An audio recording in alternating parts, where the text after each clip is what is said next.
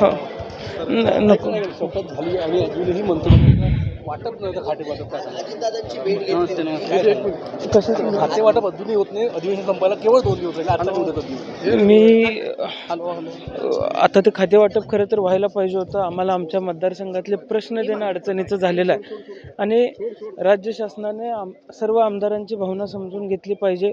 आता कामांना सुरुवात झाली पाहिजे आणि माझी राज्य शासनाला विनंती असणार आहे. आता तो प्रश्न तसा त्यांचा आहे, पण ते लवकरच निर्णय घेतील आणि लवकरच खातेवाटप करतील असा विश्वास आहे. तुमच्या जाण्यामुळे कुठे? अजितदादांना तुम्ही भेटायला गेला, अच्छा, त्याच्या दादांना वेगवेगळ्या भेटायला आता चर्चा काय झालेल्या झालं, आहेत. अडचण अशी आहे मंत्रिपद नेमली नसल्यामुळे माझ्या मतदारसंघातले 1-2 प्रश्न होते.